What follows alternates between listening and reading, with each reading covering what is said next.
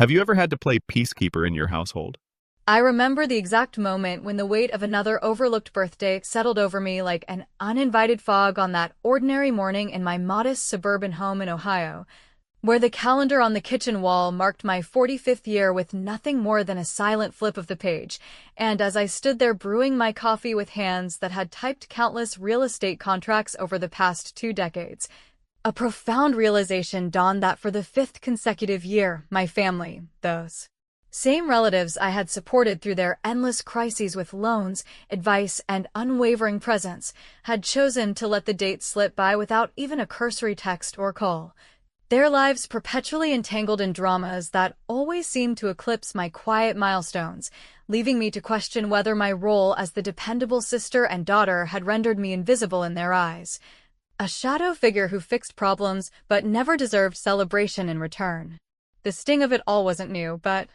this time it carried a sharper edge, fueled by memories of past birthdays spent alone amid stacks of paperwork for my job as a real estate agent, where I had closed deals on sprawling family homes for others while my own life felt confined to a series of overlooked obligations. Like the time I wired money to help Lisa through her messy divorce or drove 3 hours to console Mark after his latest business setback, only to receive vague promises of future reciprocity that never materialized. And in that moment of solitude with the steam rising from my mug, I felt a rebellious spark ignite within me, one that whispered of long-denied independence and the audacity to claim what they had withheld, prompting me to grab my laptop and begin scrolling through listings for coastal properties far from the Midwest chill, my heart racing with a mix of trepidation and thrill at the thought of redirecting the savings I had meticulously built over years of frugal living and overtime shifts into something solely for my own joy. What started as a fleeting fantasy quickly transformed into decisive action, as I filtered searches for beach houses along the Gulf Coast that promised solitude and renewal, the kind of place where the endless horizon could mirror the vastness of possibilities I had suppressed for so long, and, before the rational part of my mind could intervene with warnings about financial recklessness or familial backlash, I selected a charming 2-bedroom cottage in Florida with creaky wooden floors, a wraparound porch overlooking the dunes, and the soothing symphony of waves that seemed to call me toward a fresh chapter. Then I logged into my banking app and initiated the transfer of every last dollar from my account, the confirmation chime echoing like a declaration of war against the complacency that had defined my interactions with Lisa, Mark, our manipulative mother Evelyn, and even the younger generation of nieces and nephews who treated family events as obligatory pit stops in their self-centered lives. Hours later, after a whirlwind flight that left me buzzing with nervous energy, I arrived at the property under a sky streaked with the golden hues of late afternoon. The realtor, a sharp-eyed woman in her 50s who sensed the significance of my solo purchase, handing over the keys with a conspiratorial nod and words of encouragement about women like us seizing control in midlife. And as I stepped inside, the scent of salt air mingling with the faint mustiness of a space waiting to be claimed, I felt the first true exhale of relief wash over me, prompting me to drop my single suitcase in the living room and head straight to the porch, where I sank into an old wicker chair and captured a photograph of myself against the backdrop of the sparkling ocean. My expression one of unfiltered contentment that contrasted sharply with the forced smiles from family photos of yesteryear. With fingers steady from the adrenaline of my escape, I opened Instagram and composed the caption that would serve as my unapologetic manifesto, birthday present to myself. Family not invited, uploading it without hesitation, the post instantly drawing a cascade of supportive reactions from colleagues and distant acquaintances who had long admired my resilience. Their comments praising the empowerment of the moment and sharing snippets of their own tales of familial neglect that resonated deeply with the everyday struggles many in my age group faced amid balancing careers, empty nests, and the relentless pull of parental duties. Yet, the euphoria was short-lived, as within mere minutes my phone erupted into a frenzy of vibrations that shattered the tranquil scene, beginning with a flurry of texts from Lisa that escalated from confusion to outright fury. Her messages accusing me of pettiness and betrayal for publicly shaming the family on a platform where mutual friends could see, followed swiftly by Mark's blunt demand for an explanation of the exclusionary wording that implied he and the others were unworthy of my newfound happiness. And just as I contemplated muting the onslaught to savor the sunset painting the sky in fiery oranges, a voicemail from Evelyn cut through the noise. Her voice trembling with a blend of indignation and urgency that hinted at underlying financial desperation within the household, her words laced with pleas for me to reconsider my dramatic stunt before it unraveled the fragile threads holding them together, leaving me gripped by the railing with the device pressed to my ear, the once peaceful waves now sounding like an ominous prelude to the storm of confrontations that my bold declaration had unleashed, forcing me to wonder if this act of self-celebration would ultimately affirm my strength or drag me back into the very dynamics I had risked everything to flee. As the first full day in my newly acquired beach house unfolded under a sky of unblemished blue that stretched endlessly toward the horizon, I found myself luxuriating in the kind of unhurried solitude that had eluded me for years amid the relentless demands of my real estate career and the invisible strings tying me to my family's orbit,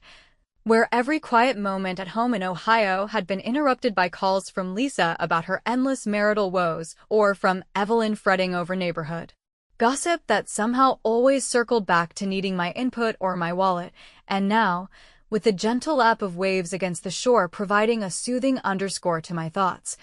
I ventured out along the sandy trails with a rented bicycle that creaked under my weight but carried me effortlessly past clusters of seashells and gulls wheeling overhead, my mind replaying the humorous absurdities of past family holidays where I had hosted elaborate dinners only to watch them devour the meal and depart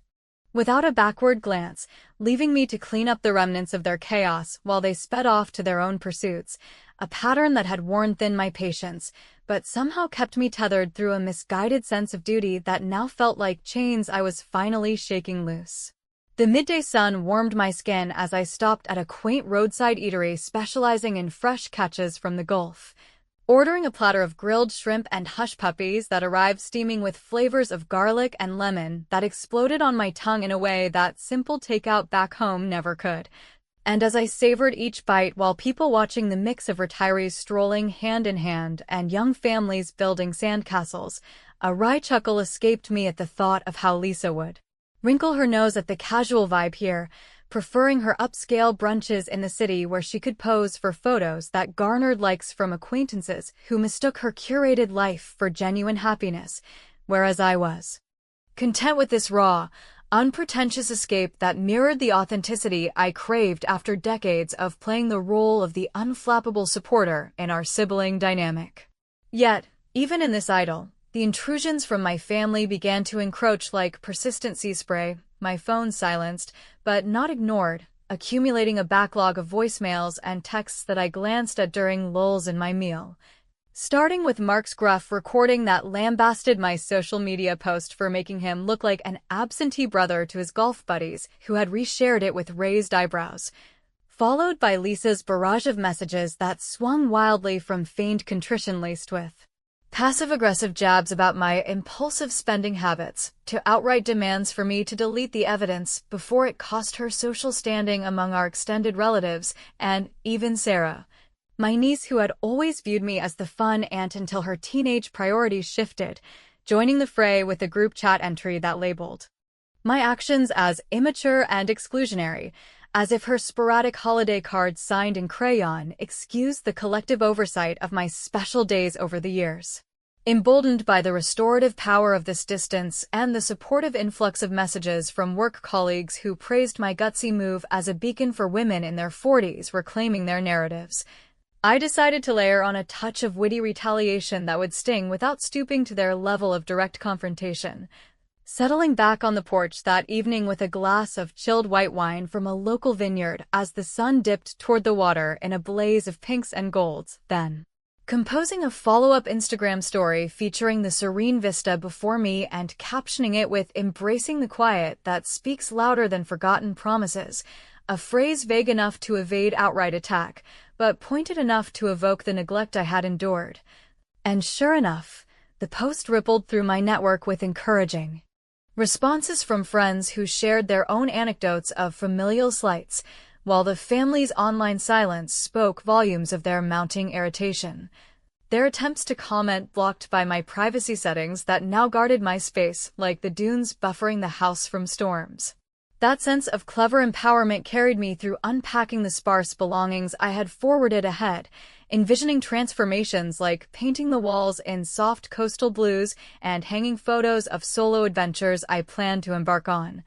Free from the weight of expectations that had defined my interactions with Evelyn's guilt-laden expectations or Mark's casual assumptions of my availability, until a sharp knock at the screen door jolted me from my musings around dusk. The sound insistent and out of place in this rented tranquility, and when I peered through the mesh, there was Mark himself, disheveled from what appeared to be a 12-hour drive straight from Ohio, his button-down shirt rumpled and a six-pack dangling from one hand as if it were a peace offering, though his eyes betrayed a desperation that went beyond brotherly concern, immediately launching into a plea for us to talk about the family loan situation he claimed was spiraling out of control due to the auto shop's debts inherited from Dad, debts that he awkwardly admitted had been partially covered by my past contributions without my full awareness of the extent. His words tumbling out in a mix of defensiveness and urgency. That made my stomach twist with the realization of how deeply entangled our finances remained despite my bid for independence. Before I could muster a response that balanced my lingering affection with the fresh boundaries I was forging, he pressed a thick manila envelope into my palm, insisting it was a letter from Mom that explained everything and demanded my immediate attention. Its weight heavy not just in paper, but in the unspoken histories it likely contained, and as he lingered on the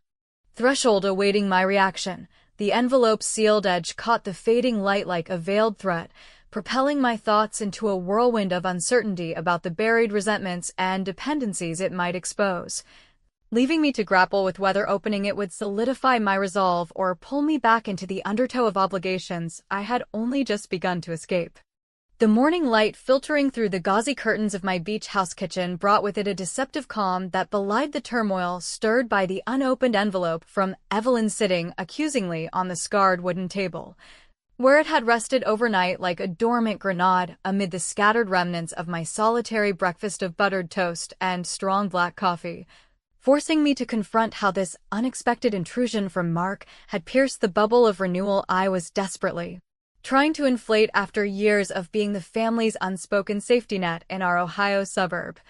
where I had juggled real estate showings by day and their midnight emergencies by night without ever demanding the reciprocity that might have made the sacrifices feel worthwhile.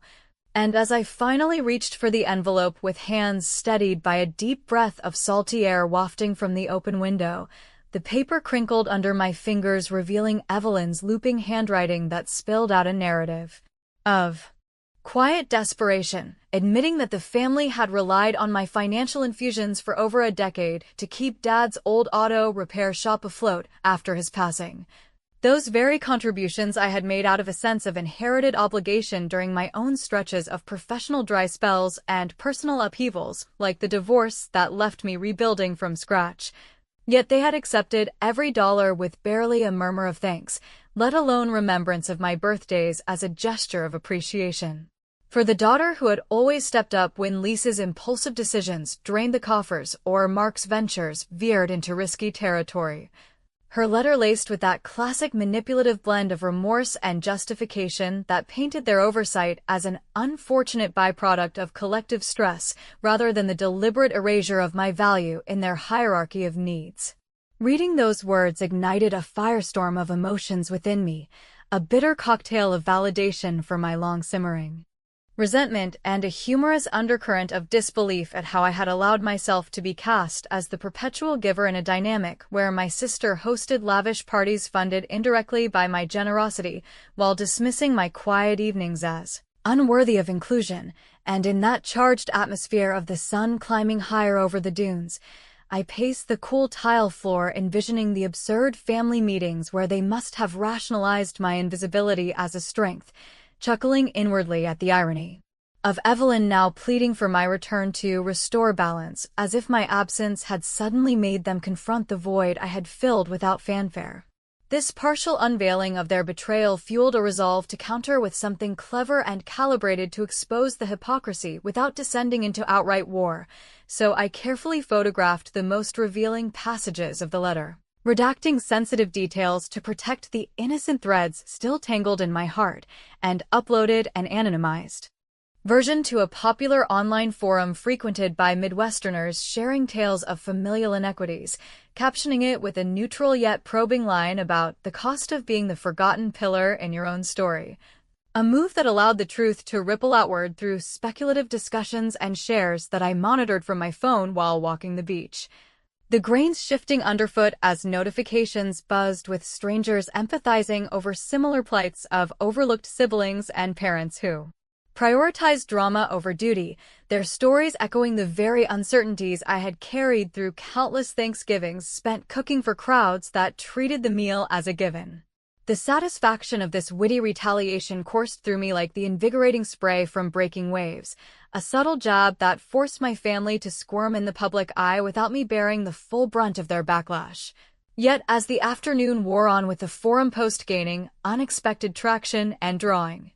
comments that dissected the dynamics of adult children supporting aging parents unevenly, the conflict began to swell in more personal ways, starting with a viral clip from Sarah on TikTok where she tearfully recounted how my selfish stunt had fractured the family during a time when they needed unity most, her narrative twisting facts to portray me as the antagonist who abandoned them amid financial woes inherited from Grandpa's legacy, the video amassing views from our shared social circles, and eliciting waves of sympathetic messages to her that painted me as heartless in the eyes of aunts, uncles, and old high school friends who had once sought my advice on home purchases. This escalation gnawed at the edges of my empowerment, stirring doubts about whether my clever exposures were empowering me or merely amplifying the isolation I had sought to escape. As I sat on the porch watching pelicans dive into the surf with a mix of pride and unease, the growing online chatter hinting at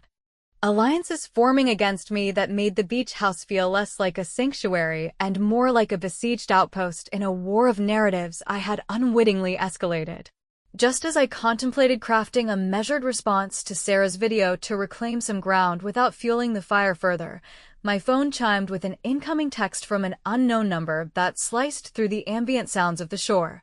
Its message stark and ominous in its brevity: "You've stirred up enough. Back off before we reveal how deep your own hands are in this mess," the words hanging there like a fog rolling in from the sea, propelling my mind into a frenzy of speculation about who among my relatives or their allies had authored this veiled threat and what concealed aspects of our shared history it alluded to, leaving me frozen in the wicker chair with the device slipping from my grasp.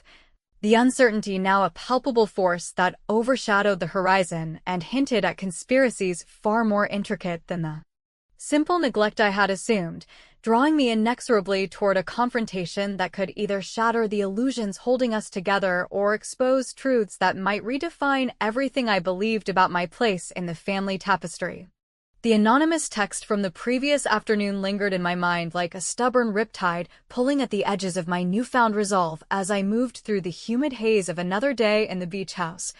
where the relentless rhythm of the waves outside served as both a comforting constant and a mocking reminder of the emotional currents threatening to drag me under after this cascade of revelations about my family's hidden dependencies and manipulations that had spanned decades since Dad's death left us all scrambling in different ways, forcing me to pause amid folding linens in the sunlit bedroom and reflect on how I had contributed to the very rifts I now decried. My own patterns of overaccommodation during those early years post-divorce when I hosted weekly dinners to keep the siblings connected or quietly absorb Evelyn's barbs about my childless life without pushing back. Choices that in hindsight seemed like self-sabotage disguised as loyalty, and as I chuckled at the absurdity of it all, imagining myself as the family doormat who polished her own footsteps while they trampled over them, a wave of doubt crested within me. making me question whether forgiving the oversight of 5 birthdays was worth reclaiming the messy bonds that had defined my 40s, or if pursuing fuller revenge would only mirror the pettiness I accused them of. The internal tug-of-war intensifying as I stepped onto the porch to watch a pod of dolphins arc through the turquoise waters, their carefree leaps contrasting sharply with the weight of decisions pressing on my chest like the humid air clinging to my skin. This swirl of uncertainty propelled me toward a deliberate act of defiance laced with humor. As I scrolled through my contacts during a light lunch of avocado toast and iced tea prepared in the cozy kitchen that was starting to feel like an extension of my evolving self, deciding to extend invitations to a handful of old college sorority sisters scattered across the Southeast who had long shared my experiences of navigating midlife with demanding relatives and unappreciative partners, proposing an impromptu gathering under the guise of celebrating Independence Day in honor of my bold purchase. And as their enthusiastic replies flooded in with stories of their own familial standoffs, from mothers-in-law who commandeered holidays to brothers who borrowed tools and never returned them, I felt a spark of genuine camaraderie that lightened the load, transforming the beach house from a solitary retreat into a hub of empowering connection that directly countered the isolation my post had inadvertently amplified among my blood ties. By late afternoon, with the group arriving in a flurry of hugs and beach bags filled with wine coolers and gossip magazines, we set up a lively barbecue on the sandy stretch just beyond the dunes, the grill sizzling with marinated chicken and corn on the cob as laughter echoed against the backdrop of the setting sun, and in a move of satisfying yet divisive retaliation, I went live on Instagram during our toast, capturing snippets of the joyful scene with a caption that read, "Surround yourself with those who remember your worth. Here's to chosen family and waves that wash away the rest." The subtle shade toward my relatives evident in the phrasing that drew immediate cheers from viewers familiar with my story, while igniting a fresh barrage of notifications from the family front, Lisa's direct message exploding with accusations of weaponizing my platform to humiliate them publicly, and Sarah following up with a snarky story of her own showing a contrived family dinner to underscore my abandonment. Their reactions fueling the group's conversation around the fire pit, where we swapped tales of light vulgarity about in-law intrusions and sibling rivalries that had us roaring with shared recognition, yet beneath the surface camaraderie. My mind wrestled with the dilemma of how this public counter-narrative might be pushing me further from reconciliation, especially as Evelyn's follow-up voicemail arrived mid-evening, her voice cracking with a vulnerability that hinted at health concerns tied to the stress of our unraveling dynamics, planting seeds of guilt that made me wonder if my witty exposures were healing my wounds or merely salting those of others in a cycle I had unwittingly perpetuated through years of silent endurance. The evening wound down with my friends departing in waves of goodbyes and promises to return, their presence having bolstered my spirits against the encroaching doubts like a temporary seawall holding back the tide. But as I cleared the remnants of the gathering under the emerging stars that dotted the velvet sky, the crunch of tires on the gravel driveway announced an arrival I hadn't anticipated, headlights sweeping across the porch like searchlights in a midnight raid. And when I approached, cautiously with a flashlight in hand, the doors of a nondescript rental car swung open to reveal not one, but the entire contingent, Evelyn leaning on her cane with a resolute expression, Lisa's arms crossed in defiant posture, Mark hauling a cooler as if prepared for a siege, and even Sarah slouched in the back with her phone glowing. Their collective presence a storm front of determination that demanded entry and reckoning, their opening salvos of "this has to end now" and "we're here to talk sense into you" hanging in the salt-laced air, leaving me rooted to the spot. With the door ajar and my pulse thundering in anticipation of the confrontation that could either bridge the chasms of neglect or widen them into an irreparable gulf, the uncertainty now manifesting in flesh and fury right on my threshold. The family's sudden descent upon my beach house that starlit evening transformed the once peaceful space into a pressure cooker of unresolved grievances and half-formed apologies. as they filed through the threshold in a procession that carried the faint aroma of fast food wrappers and the undercurrent of desperation that had marked so many of our past gatherings in the cramped living room of Evelyn's Ohio bungalow, where discussions of Dad's legacy had always devolved into arguments over who deserved what slice of the pie, while I mediated from the sidelines with a plate of homemade pie that no one truly savored. And now, with the screen door banging shut behind them like a final punctuation on my solitude, they claimed the kitchen table as their territory, Evelyn easing into a chair with a weary sigh that masked her calculating gaze, Lisa launching into a rehearsed speech about how my online antics had jeopardized her standing at work among colleagues who knew our tangled history, Mark unpacking the cooler with forced casualness to offer beers as if lubrication could smooth the jagged edges of this invasion, and Sarah hovering near the counter scrolling her phone with feigned disinterest that barely concealed her role as the digital amplifier of their narrative, their collective presence evoking a humorous flashback to childhood squabbles over the last cookie where I inevitably conceded to keep the peace, yet this time the stakes loomed larger with the envelopes. Revelations still fresh in my mind, stirring a potent mix of indignation and reluctant empathy that made me wonder if confronting them head-on would unearth the closure I sought or merely recycle the same cycles of blame that had eroded my sense of self over the years. As the conversation meandered from accusations of my selfishness to defenses of their oversights framed as innocent busyness amid life's relentless demands,